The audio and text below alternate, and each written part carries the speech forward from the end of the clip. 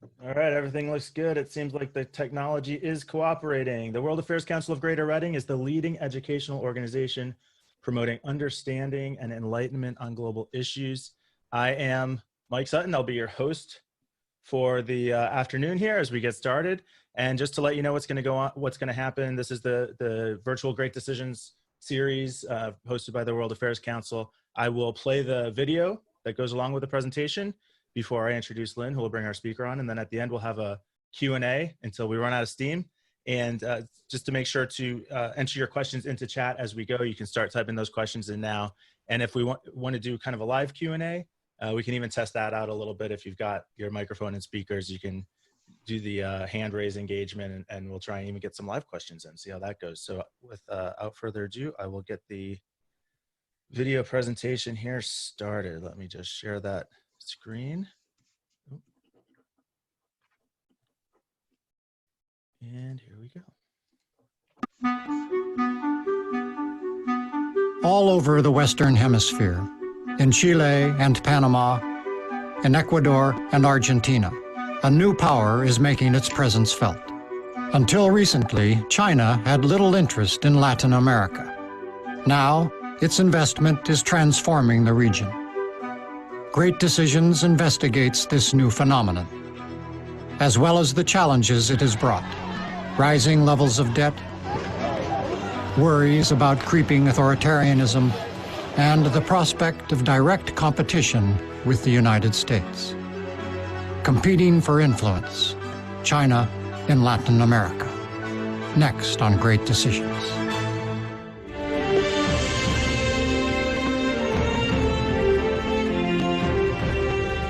Great Decisions is produced by the Foreign Policy Association in association with Thomson Reuters. Funding for Great Decisions is provided by PricewaterhouseCoopers LLP and the Nelson B. Delavan Foundation.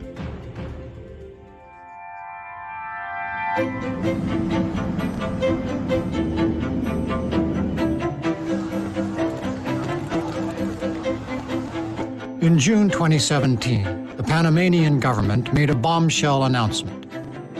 Panama would become just the second nation in Central America to establish diplomatic relations with the People's Republic of China. Today, Panama breaks its diplomatic relations with Taiwan. A world that is connected, that is globalized, where cooperation amongst countries is necessary to achieve development and to really advance. It's necessary to be connected to such a large country. It was a decision that caught the U.S. State Department unawares. It came as quite a surprise to the United States. I was the serving ambassador at the time, but then the president, Juan Carlos Varela, he had been publicly supportive of switching recognition. We were surprised more at the timing and, frankly, at the fact that there wasn't any pre-consultation. I was not made aware of it until literally about an hour before the president went on television and announced it.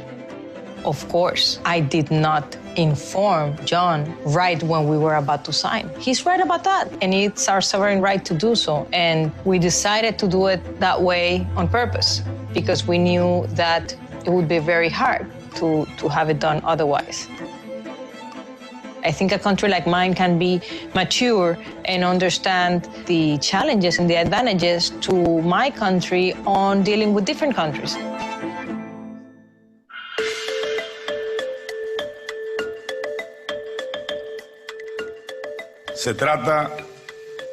This is about a step forward in a more assertive foreign policy for the Dominican Republic. Over the next 14 months, two other countries, the Dominican Republic and El Salvador, followed Panama's lead. Estamos convencidos We are convinced that this is the correct path that will lead to the development of mutually beneficial links for our two peoples. In the recent period, China has been putting a lot more pressure on countries that are diplomatically aligned with Taiwan to switch, and they have a lot of leverage to bring to bear on different governments. Interestingly enough, Some of these countries would have done this earlier, but it was China that told them to hold off. But once there was an election in Taiwan and the pro-independence party won, well, all bets were off.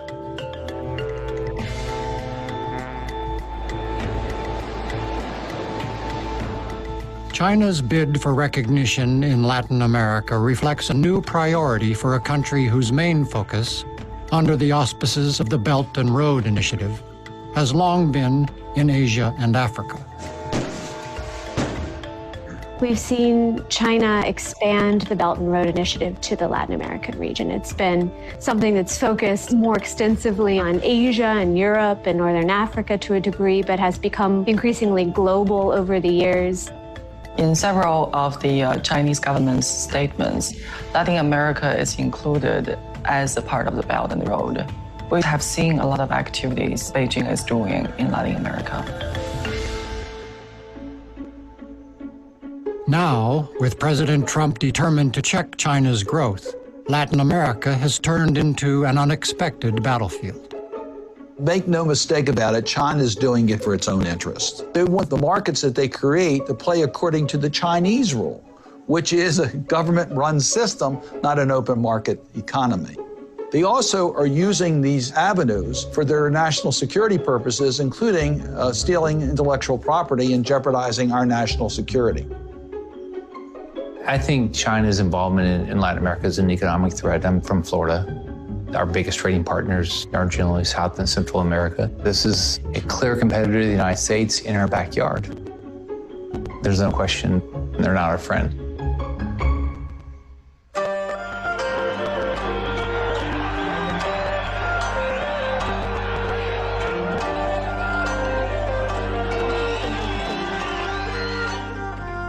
China's interest in Latin America ramped up in the early 2000s, when the so-called pink tide brought leftist governments to power throughout the region. Traditionally, the Chinese have focused more on countries like Venezuela and Ecuador, and these are countries that in China are regarded as leftist. So there was a natural political linkage there. There was a member of the Standing Committee of the Politburo in China, a man by the name of Li Changchun, who first traveled to Venezuela, struck a friendship with Hugo Chavez, thought it was a good idea for China to make inroads in Venezuela. He found an ideological sympathy with Hugo Chavez, so they started going in with all these loans for Venezuelan infrastructure. The Chinese have been extremely sophisticated in cultivating Ecuadorians. Years ago, when I was the U.S. ambassador there, they sent a Chinese ambassador who was a charming, talented woman, spoke impeccable Spanish. Sobre todo América Latina y China. Immediately set about getting to know Ecuadorians, organized and funded trips for the president of Ecuador and cabinet to go to China.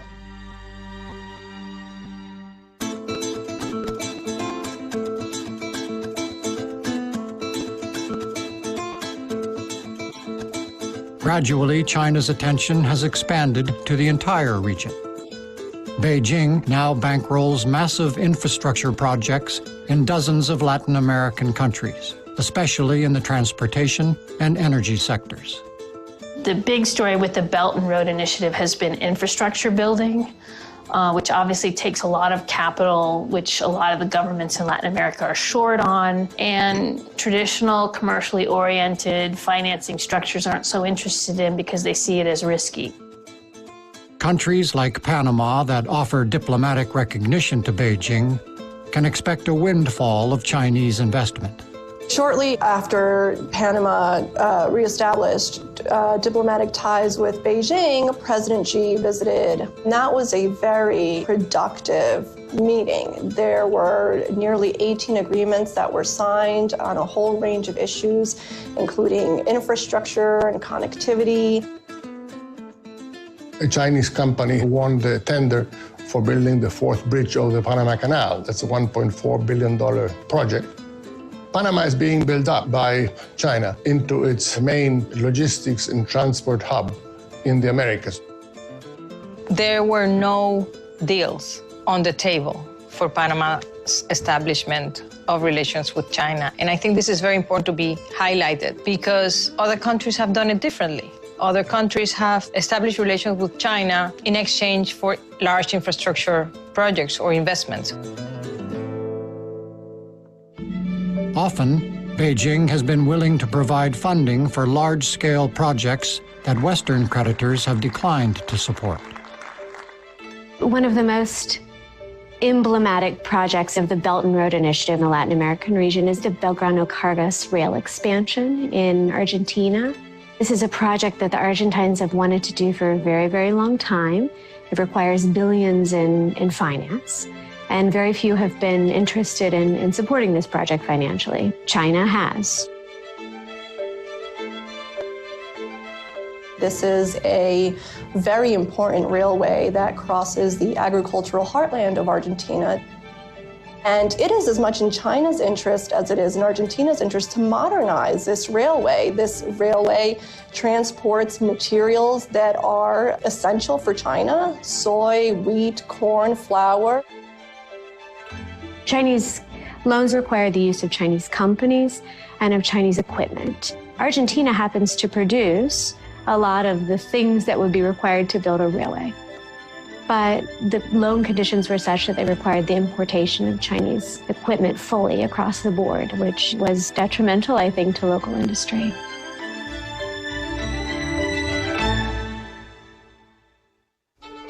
Not all of China's investments in Latin America have paid off. American politicians are quick to highlight examples of shoddy or unnecessary construction.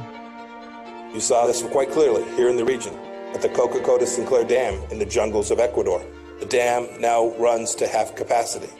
The steel used to make it is full of cracks. There are accidents. Nearly every top official that was involved in the dam's construction is either imprisoned or sentenced on bribery charges. When the projects are not good projects, they're stranded capital, then they want the country to pay it back, and the country said, wait, this thing doesn't work, I don't need it. But Latin American observers, particularly those from the region's strongest economies, say that doing business with China is simply a necessity. China has become the major partner, trade partner with Brazil. China has also become important as a source of capital flows. They are new investors in areas such as high-tech, fintech, and banks. Our countries are going through a very difficult moment. Growth this year will be absolutely minimal. Now, the way to deal with that is to associate yourself with the parts of the world that are growing at high rate.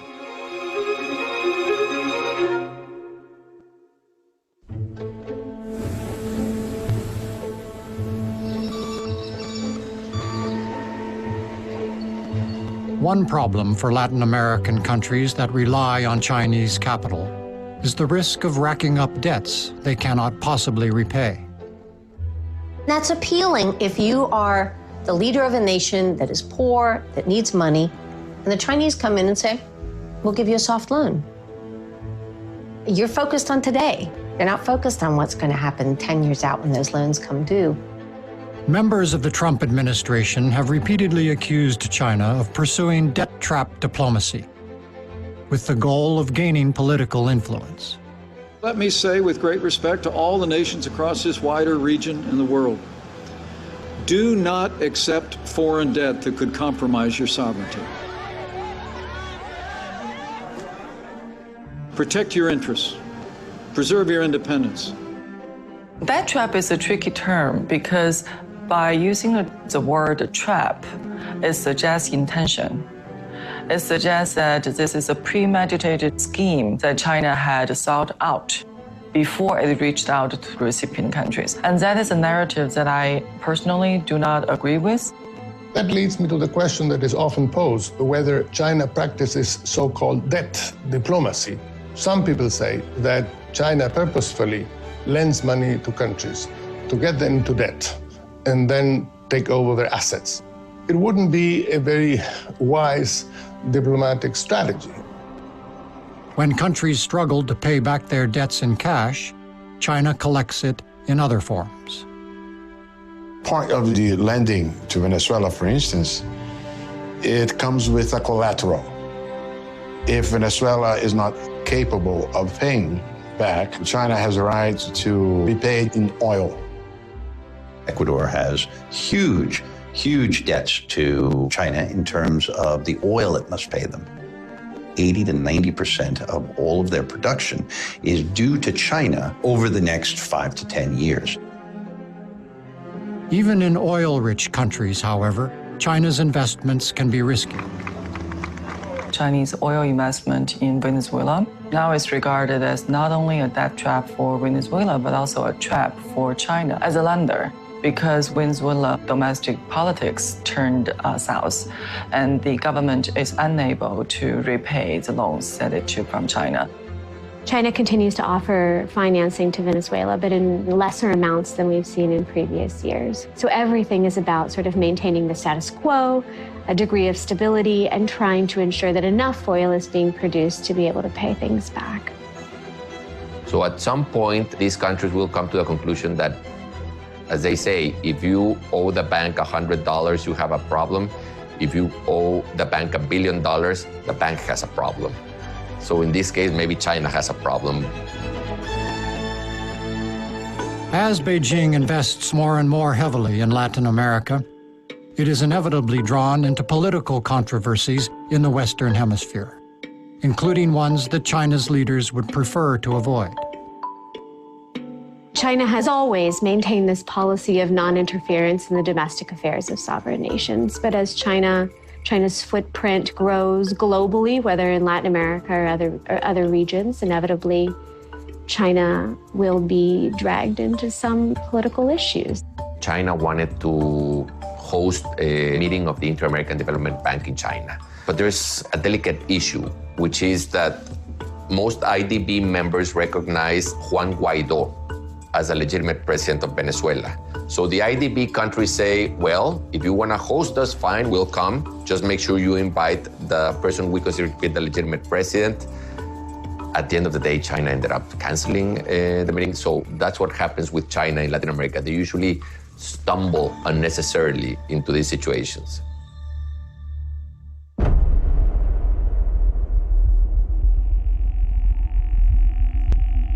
One major project that has done little to enhance China's reputation is a secretive satellite tracking station in Argentina, which has left many locals confused and frustrated.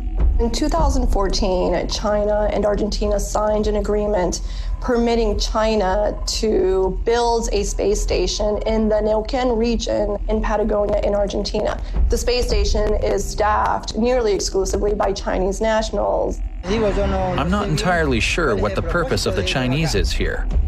The Chinese haven't done anything here. They haven't left behind anything of value.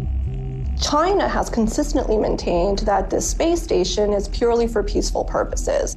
However, the space station is managed by an agency that has very close ties to the People's Liberation Army, China's military, which has raised concerns in the US and elsewhere about whether the space station has a dual use. If there is so much security, they are protecting or want to investigate something. No, an observatory does not need that many guards just to see the moon.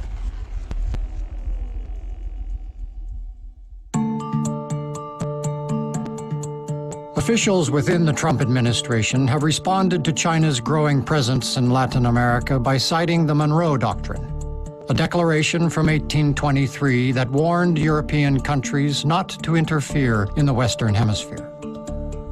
A few years back, during the Obama administration, John Kerry, then Secretary of State, gave a speech in which he sought partnership-based relations with Latin America, genuine partnerships.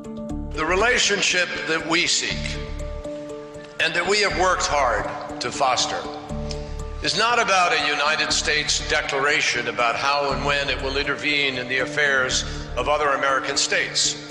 The era of the Monroe Doctrine is over.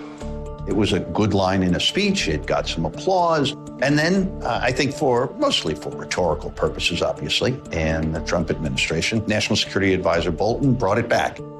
Today, we proudly proclaim for all to hear the Monroe Doctrine is alive and well.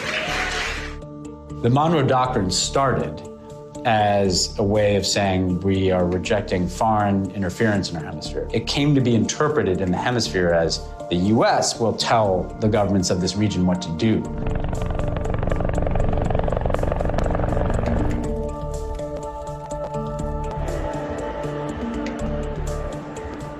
The Monroe Doctrine has always been very offensive to Latin American countries. We have never quite agreed and been happy with the Monroe Doctrine. It's not something that Latin American countries look up to.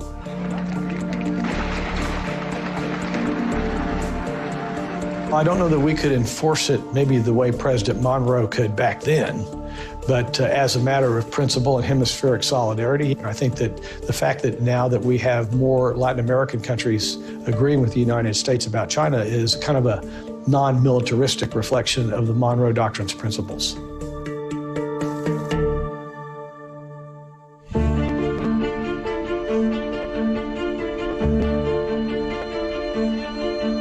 In April 2019, Secretary of State Mike Pompeo traveled to Santiago, Chile, where he laid out the Trump administration's case for why Latin American countries should reject Chinese influence and investment. The basic message the Secretary of State Pompeo conveyed during his visit was that trading with and doing business with China was a dangerous proposition.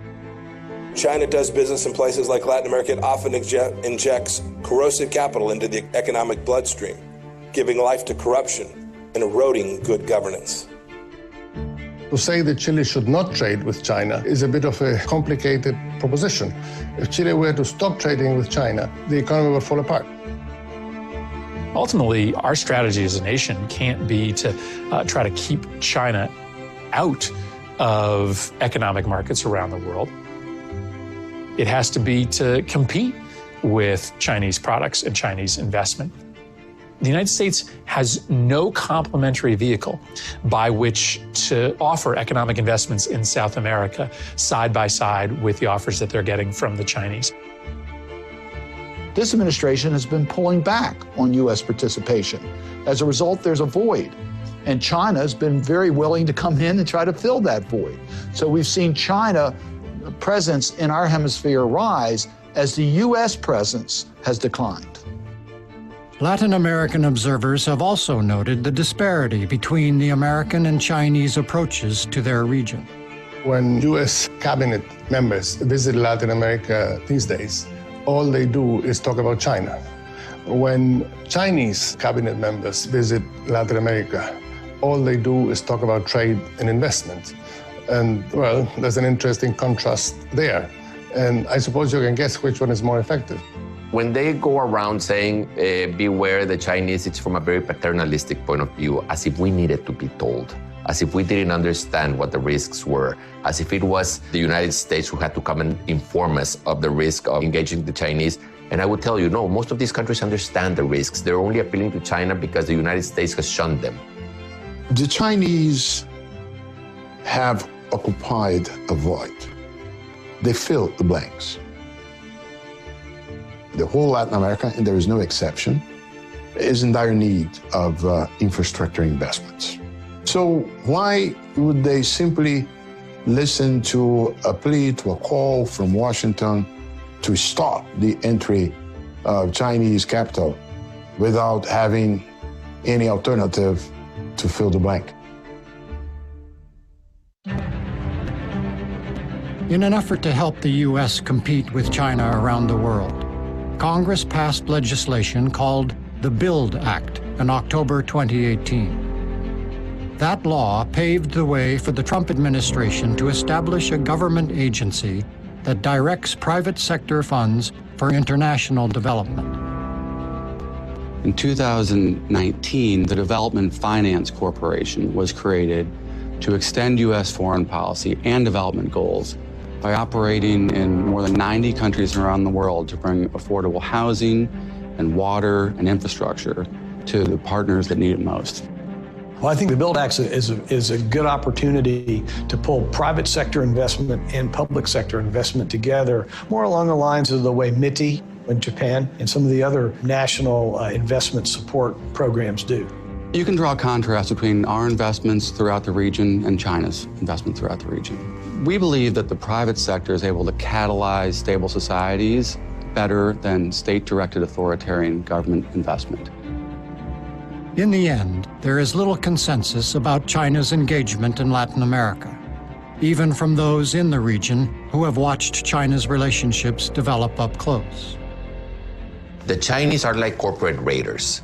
They come in, they make a sweetheart deal with management, start cost-cutting, firing workers. The people of the countries that China goes into usually end up fearing the Chinese. The Chinese antagonize the people of the countries where they go into. Not only have we not had any significant antagonisms or difference with Chinese companies, our problem is that we don't have enough of them. We would like to have more Chinese companies in Chile. We would like to have more Chinese investment. Whether the future brings conflict or cooperation between China and the United States, one thing is clear. American policymakers must now grapple with the consequences of China's rise in every corner of the world, including in their own backyard.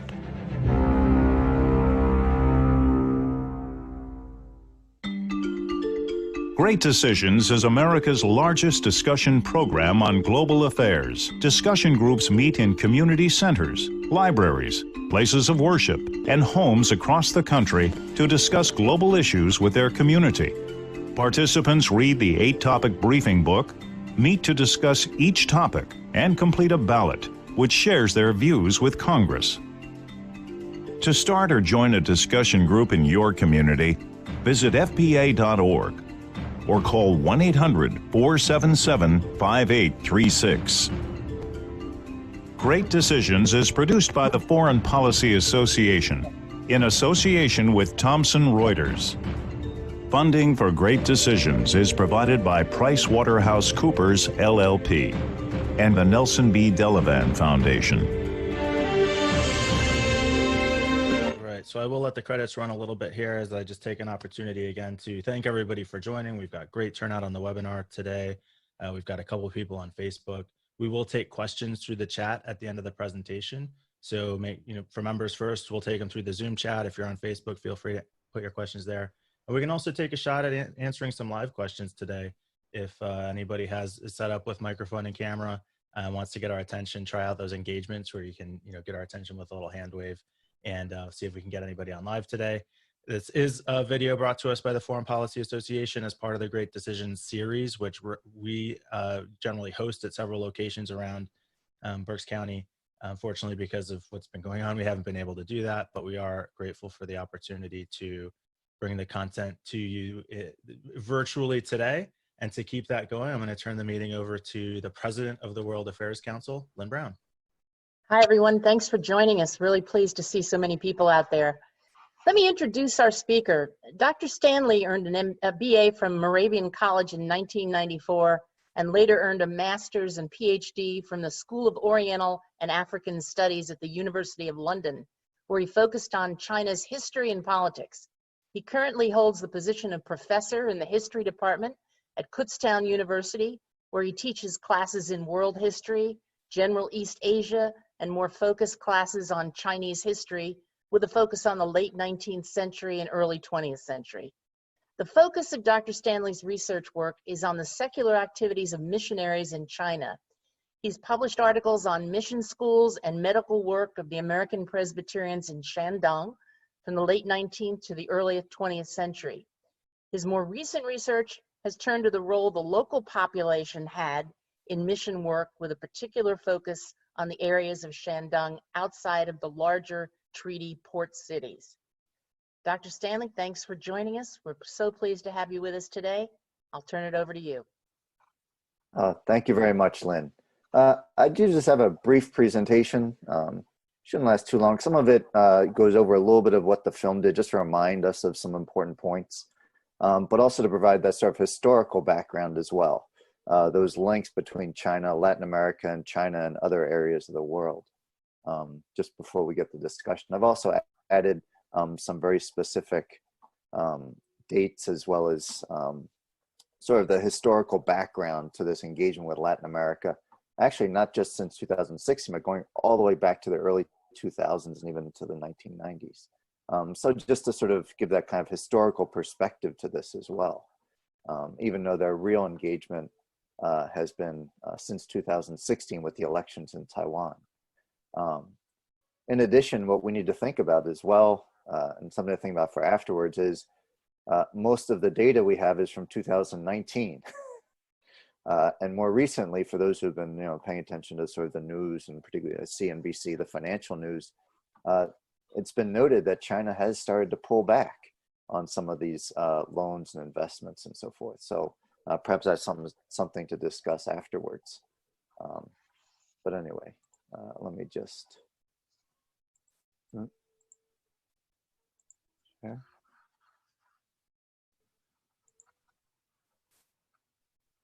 All right.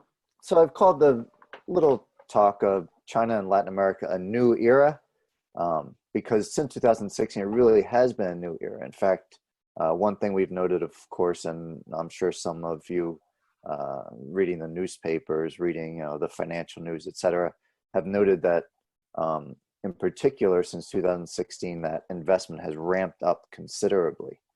And again, I just wanted to provide a little background to it.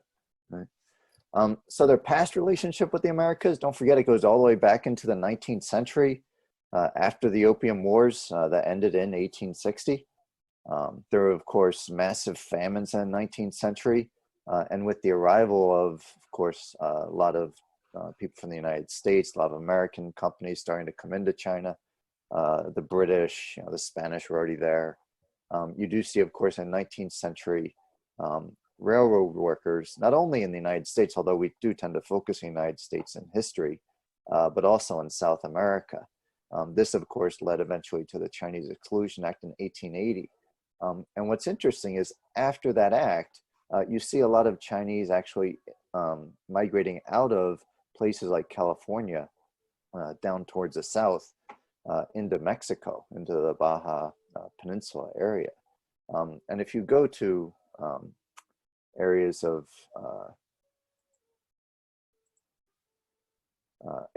northern Mexico today, particularly Mexicali, which is right across the border. It's now the capital of Baja California. That is one of the things that town is known for, actually, is its Chinese food, because that is where a lot of the Chinese settled in the 1880s. Right? So this engagement has really has a nice historical background. And some would even argue that, and some books have argued, although it's been discounted, that the Chinese mariners even arrived all the way back prior to the arrival of the Spanish, which is kind of interesting. Interesting idea. Right? Now we do see continuing engagement with Latin America and really other areas of the world, right? Particularly those that are just coming out of these eras of imperialism during the Mao period, right? Mao Zedong, who basically controlled the government, was really influential from 1949 all the way to 76. And really it's in the 1960s and early 70s that we really see that outreach to these countries. Now, in those days, of course, this was very political. It was not economic investment in quite the same way we see it today. But just know that there was this sort of engagement with Latin America, well, Latin and South America, as well as areas of Africa during this period.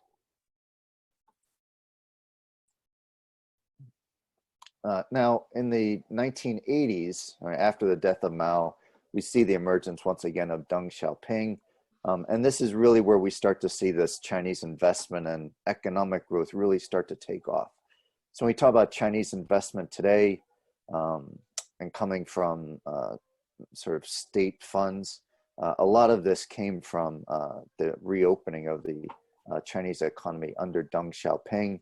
And just recall it again, for historical perspective, he did open up these special economic zones. And this is when China starts to become this great assembler idea, right? Sort of that final link in the chain of production. So you start to see factories being founded in China, things like that. And this is where we start to see, again, China as that last link. Of course, today what they're trying to do is to become the innovator, right? So when they talk about some of these deals being required to use Chinese goods, Chinese trains, Chinese rails, etc., this is part of that goal, right? To be the group that's going to produce these elements that they're going to sell, to no longer just be that final link in the assembly chain. And of course, they've been doing this with things like high-speed rail, high-speed, trains, of course, as well. Right? Now, when we think about China's investment overseas, once again, going all the way back into that Mao period, really at the end of that Mao period in the 1970s. And I have there an image of actually the original Silk Road up in the upper right-hand corner, right? That is the original Silk Road, right? The original road, of course, going all the way back really until about 140 or so BC, traveled overland, that's the red route, through Persia, right? And then eventually the road begins to include overseas trade routes. And this really takes off in about 1000 or so AD, although its sort of elements had already been there as well. Now, Africa, as it notes, this is sort of one of the early areas where you do see this investment. Right? One thing that we associate with the Belt and Road. Remember that Africa had always been part of this trading system. They'd always been a supplier into the Indian Ocean trading system and what would become the Silk Road. And I have there an example in the 1960s and 70s, the Tazara Railway, which the Chinese helped build. And this really connected the landlocked country of Zambia with Tanzania, connected to the port of Dar es Salaam, a very important port on the coast. So now those raw materials could come out of Zambia without having to engage in the other local problematic countries. Right? And this was completed in the 1970s. Right? So when we talk about Chinese investment and building rails today, remember this process goes all the way back into the 1970s. Right? Of course, in the 1990s, trade and investment increased dramatically in Africa. Right? And then, of course, in October 2000, there's the Forum on China-Africa Cooperation. So we see an incredible ramping up from this 1970s of this overseas investment. And the picture you have down to the right there is actually Zhou Enlai meeting with Haile Selassie, one of the African rulers of the time. Right? And I have there listed all of the elements that they were focused on, right? Mineral ores, petroleum, agricultural products. So when we think about this investment today in Latin America, there is that kind of historical context, right? This is always what they were looking for. Now they had not yet been buying land, etc., but this goes all the way back, process goes all the way back into the 1970s, right? Even in Latin America, we do see, even in the early 90s, in Peru in 1994, Venezuela in 1997, you do see them beginning to send their state petroleum corporation, the China National Petroleum Corporation, over to South America to sort of assist, well, to actually begin this process themselves in the search for petroleum, oil. Right? So when we think about, again, when we think about this even today, even in the 2000s, this engagement with Latin America goes all the way back into the 1990s. Right? As this is nothing new, although it has been increasingly increasing since that period. Right? Now, the Belt and Road Initiative in Latin America, this is something they talked about in the movie. Remember, the Belt and Road Initiative itself goes all the way back to 2013. This was a sort of baby of Xi Jinping, right? I tried to find a road picture, but all I could find was a boardwalk. This is called One Belt, One Road, right? The belt being the sort of overland trade routes, right? Recovering the old Silk Road elements. And of course, the road being kind of the seagoing trade, right? And as you can see in the image, the map I've included there, this is actually from the Council of Foreign Relations. And it's basically emphasized by other maps as well.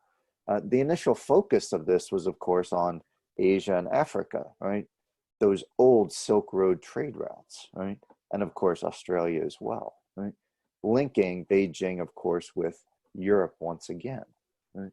And some of the things that they were focused on, infrastructure projects, energy, agriculture, raw materials, right? All those things we see, of course, as part of their engagement with Latin America, and of course, transportation as well, right? New railways, et cetera, particularly for the old Russian countries. Right?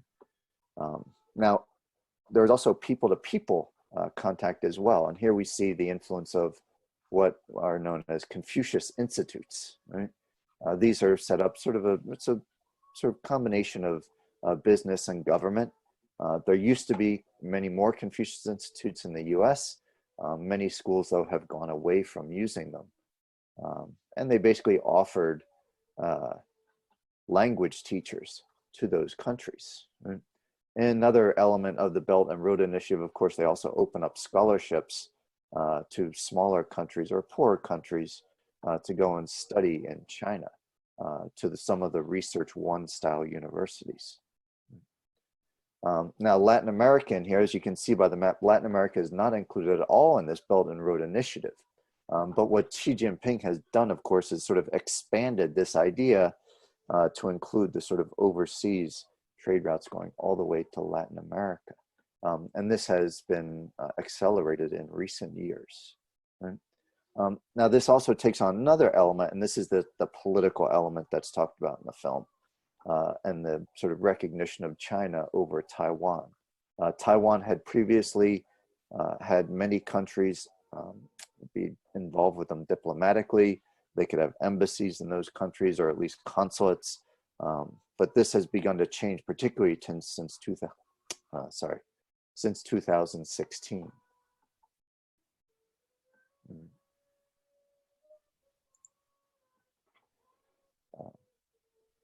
Now, when we think about Latin and South American investment, right?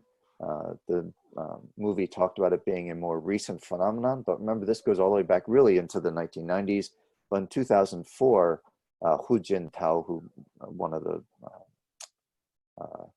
previous leaders of China before Xi Jinping, Hu Jintao made a 5-nation tour of Latin America, and eventually he comes out with 39 commercial agreements, still memorandums of understanding, not the full agreements that we see today, right? The sort of permanent loan elements. And there we see Hu Jintao with the leader of Brazil at the time. Right? So again, by 2004, we start to see China beginning to reach out to Latin and South America. Right? And this just gives us a sense here of what we're looking at, right? Latin and South American investment. Right? Now, what's interesting is that back in 2003, back in 2004, most of the investment are actually coming from small companies, not these large state companies. This has been a more recent phenomenon. And I have there 2 examples. The state company is COFCO, and this is actually mentioned for those who read the article, the China Oil and Foodstuffs Corporation. Here's its name in Chinese, if those who want to look it up. The Zhongguoliang You Shipin Youxian Gongsi. And then the smaller company, right? This is the Zhejiang Fudi Agricultural Group, right? And this is the name in Chinese, it's just Zhejiang Fudi. Right? But originally, it was actually small companies that were doing most of the investment. For instance, in 2007 in Brazil, Zhejiang Fudi purchased 16,000 hectares in Brazil in the Rio Grande do Sul and Tocantins region. They have since given up this investment. But this was a small group organized by some farmers, right, to go out and purchase land and then produce on that land. It was purely a money-making venture. Right? They have since given up this investment. But when we think about, investment today, when we think about when the movie talked about, taking over natural resources and using them as a repayment for loans, that originally was not the emphasis of this investment. It was essentially these money-making ventures by small companies. Right? Now, in 2000, as we get into closer to 2016, when we now have this sort of political element coming in, and real investment by these large state-owned companies like COFCO, the China Oil and Foodstuffs Corporation, there's really an agribusiness. Right? That is its emphasis.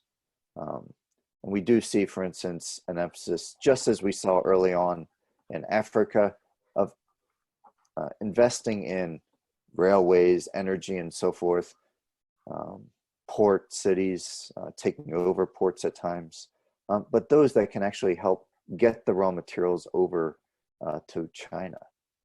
And that is really the emphasis on it. That's why when we think about the Belgrano-Cargas Railway, this was originally an Argentinian state-owned railway that they wanted to upgrade, and that was the movement of raw materials. Right? It was not a transportation line for citizens. Right? Actually, those types of investments are even being done by countries in Europe, particularly places like France, Germany, Spain. In 2017, as they noted there, negotiations with Panama for a free trade agreement. Again, this is where we start to see that political element really coming in that has been emphasized since 2016. In June 2017, they had to switch recognition of China, what they considered China, to the mainland from Taiwan. Right? And this is one of the elements that China is really looking for. Right? And I have there in 2019, so this is prior to 2020. There was an article in the AP News about how much in loans different countries have received. Venezuela, of course, 62 billion in Chinese loans. Brazil, 42 billion. Argentina, 18 billion. Ecuador, of course, 17 billion. Right? So this just gives you a sense of the scale of what some of these loans to China are for. And today it is mainly large state-owned companies, not small companies that we're looking at, not companies like Zhejiang Fudi, although there are still many that are engaged, but really we tend to focus more on these larger state-owned companies like the China Oil and Foodstuff Corporation. And I can recall back some of these slides as well during the discussion period. So China's advantages, some of which are noted, have been noted in many scholarly studies as well as that film. This non-interference policy, it's basically a financial transaction. It is not a political transaction. And it is an easy loan to obtain for these countries. China does not interfere in local politics, but of course from that do come charges of corruption. China does not insist on following the trail of the money, making sure it's spent on the right things, if it is just purely a loan.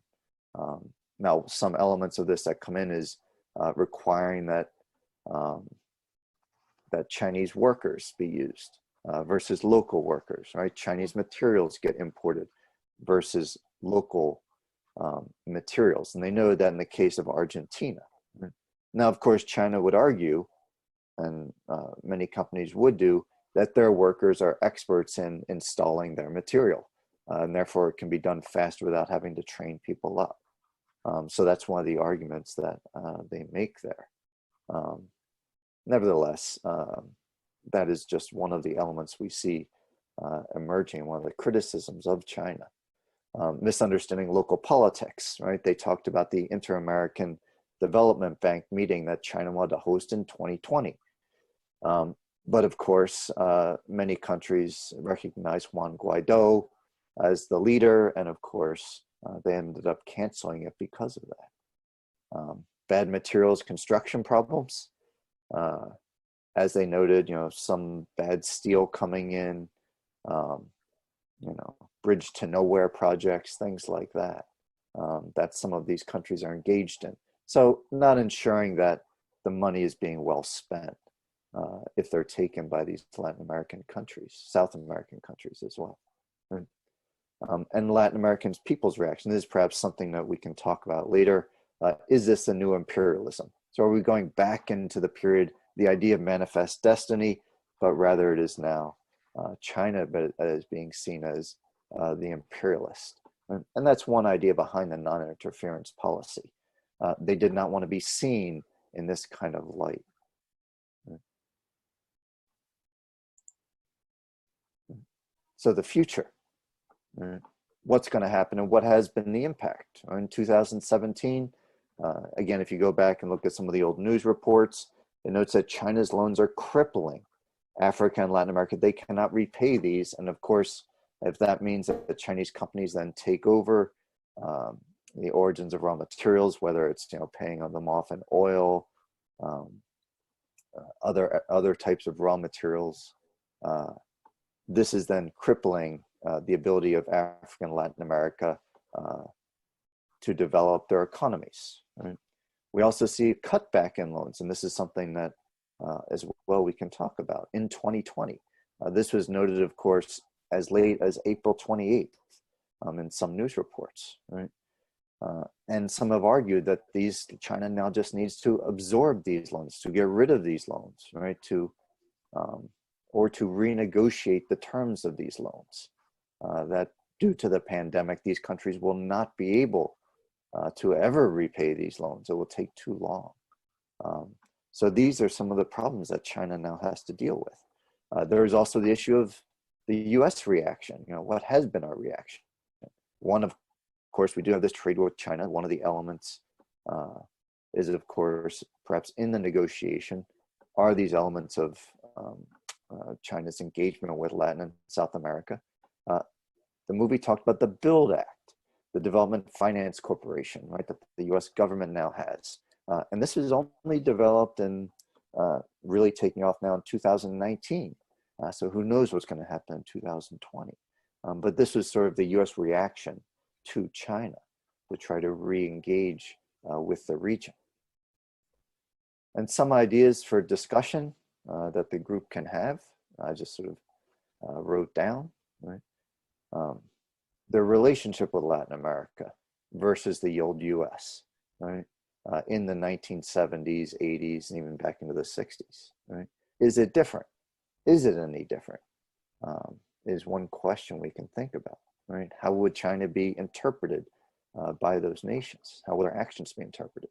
How might China's expansion to Latin America affect new trade negotiations that are currently going on with the US? How might the COVID-19 issue impact China's efforts and policy in the region? And of course, how might China's investments loan to the region impact these countries as we go forward? Right? Are these loans going to have to be renegotiated? Those kinds of things. So again, just a little bit, I wanted to give you a little bit of historical background to China's engagement with the region. And I will stop my video, stop sharing, and turn it back over. Excellent. To right, Mike and Lynn. Yeah, thanks for that presentation. That was terrific. Just a reminder to all the members, if you have a question, you can drop that into chat. I'll keep an eye on the chat. I'll also keep an eye on Facebook. And if you want to try and jump in and be part of the conversation here, there's a lot of people to keep track of, but if you raise your hand or signal me in the chat or something, I'll try to jump on that. So my question hearing this presentation is largely about like the motivations and implications. Like what's behind this? Surely there are economic interests. It's a chance for China to make more money. It can help Venezuela, Argentina, Panama get access to cheaper goods, much like it did for us for a long time. At the same time, we heard Vice President Mike Pence kind of warn everyone, don't take foreign investments that could put your sovereignty at risk. To be responded to as, we're not children. You don't need to lecture us on the risks. Like, what are the what's actually being negotiated here? Do you want me to answer that, or do you want Yes. the group for discussion and then? No, that's my question for you, Dr. Stanley. Oh, being negotiated by China. Part of it, of course, is political, trying to gain these allies around the world, in particular, as they need access to raw materials and immediate access to raw materials. But a lot of it is also political, of course, gaining allies in places like the UN and sort of coming out of this period becoming sort of this global leader that they want to be. And you think about their other needs, their other political needs, their engagement with the South China Sea. If that ever comes to the UN, they would then have allies around the world, perhaps some even on the Security Council. So part of it, of course, is economic, but a lot of it, of course, is also, particularly since 2016, a lot of it is political. Okay. We do have some questions coming in through the chat. Randy, did you want to come on? I can see you had asked a question. Do you want to come ask yours? Does that answer the question? Yeah, I think so. Okay. We'll keep the conversation going here. So what I wanted to ask was, this is Randy Newnham. I teach over at Penn State Berks. And I wanted to ask if you think China is going to be maybe subtly or not subtly pushing these countries in a more authoritarian direction. I think China has tended to stay out of politics, local politics, as much as possible. That non-interference policy, in fact, they've been criticized for that they should be involved more in local politics. The big problem comes with corruption. I don't think they have an idea for outcomes as far as political leadership. Do they want them to, emulate their political system, things like that? I don't think that's the goal at all. And I don't think they're going to push them in terms of, authoritarianism versus more democratic system. And in fact, if you look at, Venezuela, they've made a major sort of, I think, miscalculation because, they have all this investment in Venezuela, and then it's kind of falling apart. So I think as long as the political system is stable, they will continue to invest. But of course, if the political system becomes unstable, whatever that political system is, if it becomes unstable, then they probably will not invest as heavy. But I don't think that there's a motivation for a sort of end result. Oops, sorry, knocked something over. For what that will look like in the end. All right. Does that answer your question? He's nodding yes. We muted him at the question. Okay. So now we'll go to Larry Cohen. Larry, you're on. Okay, I guess you hear me? Yes. Yes. Okay, excellent. Yeah, in my State Department career, I've run across this in many countries, including Brazil. And I was there when Hu Jintao and the Chinese delegation came in 2004. And the Brazilians, just like the rest of the Latin American countries, were very eager, of course, for the investment money. But I had a more particular question for you. My assumption is that the lending that China is doing is particularly difficult for these countries because they're at almost commercial terms versus, say IDA level lending or low interest or 1% or zero interest type terms that have traditionally been given by like the World Bank or even bilateral lending to developing the least developed countries. That would countries such as Haiti, Honduras, El Salvador, Guatemala, perhaps. Is that true that really part of the problem here is that these loans are commercial interest level? I believe, yes, they are at commercial interest level. But I think the issue with them is, of course, they're very easy to get. Yeah, well, and the terms are probably, long terms, but the interest rates are significant. High. Right. And tied. And in addition, my belief is that the Chinese are smarter than sometimes we may assume, given that, why would they make some of these loans? I think they make loans with the absolute intention of getting into these situations whereby the countries themselves are forced to repay the debt in raw materials and natural resources.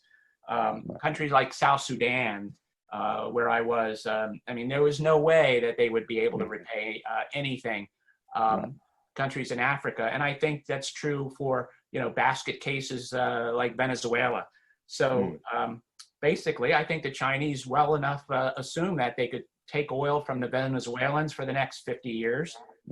Probably didn't calculate that the barrels would be almost worthless, but they probably believe that that would be a great deal for them if the Venezuelans didn't repay them.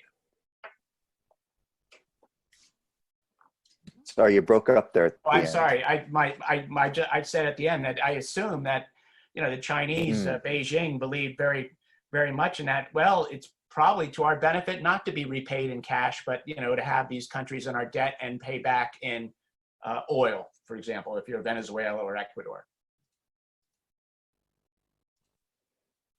Right. Well, I mean, I can't speak to motivation, of course.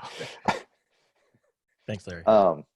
But yes, and don't forget, a lot of these countries don't really have other options either.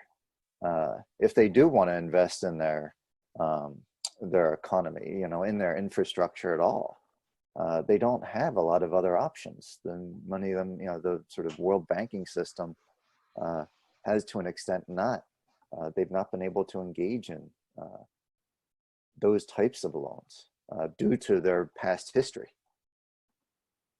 And I think I see Robert Oppenheimer trying to get our attention here. All right, you're on, Robert.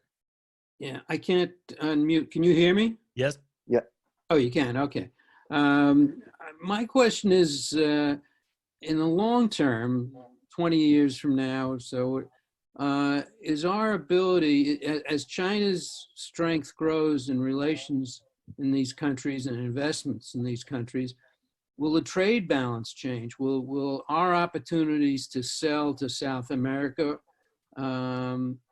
diminish because of Chinese investment in South America, which traditionally we have had trade relations with South America? So how is that impacted by an increase in Chinese investment?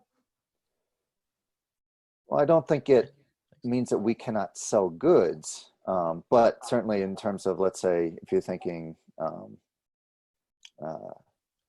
rails for infrastructure, right? They are required to be purchased from China if you do sign these loans. So it's not a system by which they give them the money, then the country can then go out and bid. You are required to use the Chinese companies. So in that case, yes, it would mean that the U.S. would be shut out of that. But as far as just exporting things like cars, etc., right now, I don't think that that's part of any of the loan agreements. I'm not actually sure about the intricate details of every single agreement with these countries, but I don't think that it would mean that we would be shut out of those markets as far as our goods. Now, again, when you're thinking about the large infrastructure projects, perhaps steel, etc., then yes, if you do take those agreements, you do need to use Chinese products. In addition, they noted the issue of China opening up to Panama recognizing China, and actually China trying to establish now more diplomatic ties. So this means basically having an embassy in Panama. And actually, I've read that they had wanted to have their embassy right almost at the mouth of the Panama Canal. And then the U.S. did step in and pressured Panama not to allow that. So the U.S. does still have a lot of influence in the region. Just because they sign agreements doesn't mean the U.S. influence is gone. All right, and Lois Stover asks in the chat, does China have any interest in addressing the drug lords, or is that considered more of a domestic issue? And it's purely a domestic issue. As I said, that's a sort of internal issue, and this policy of non-interference they have would basically mean that it's up to that country to deal with their internal problems.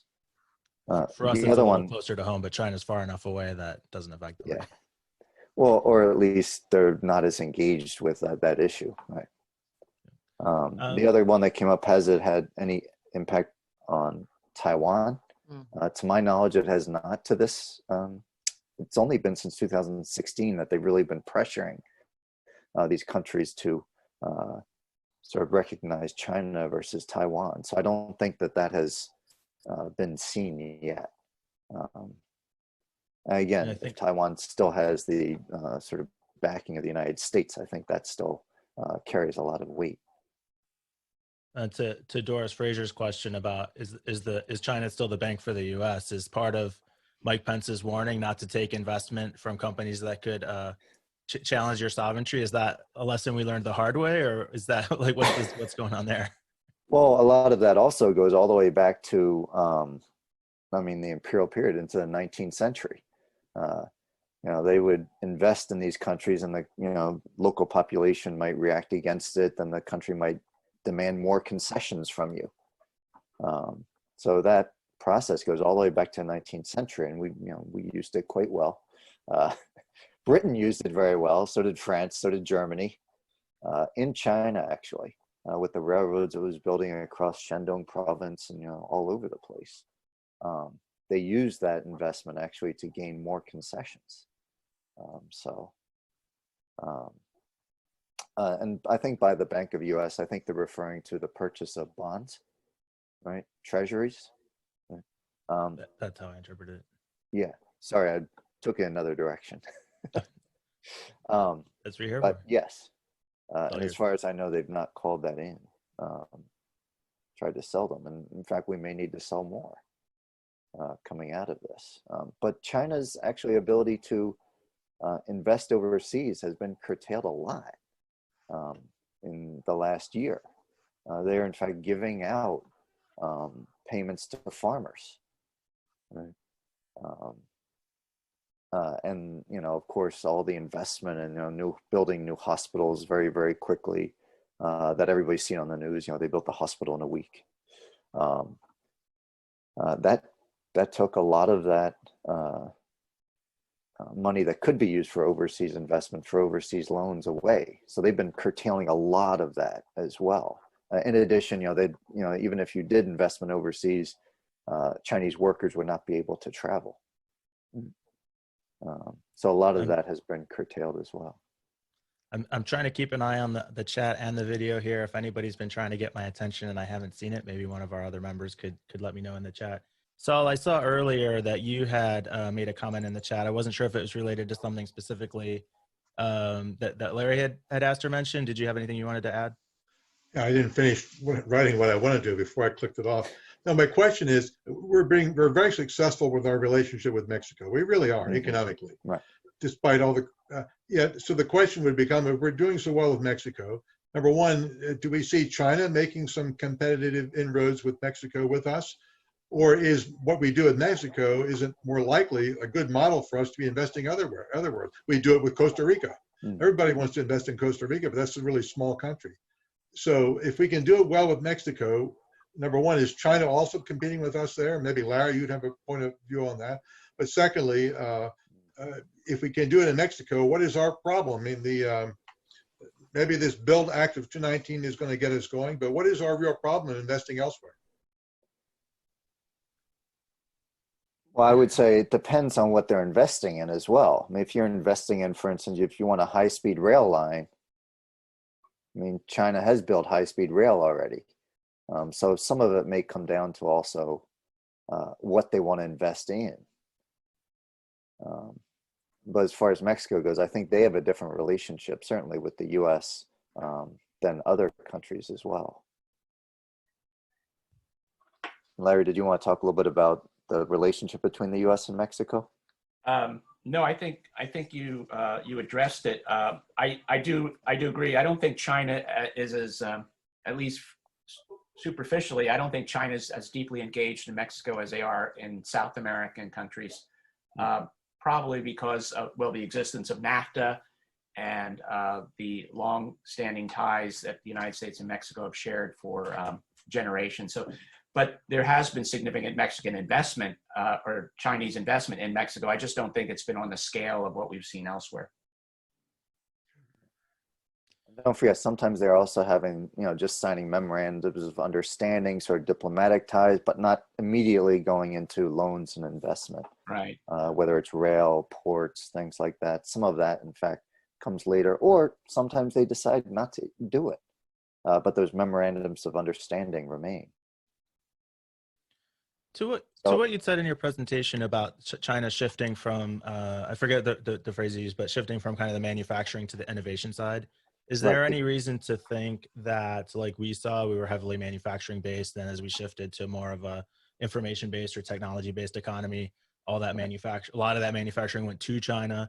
Is there any indication that manufacturing could then move from China to someplace else as they become more focused on the innovation? Well, I should say China is still considered, to an extent, the great assembler idea.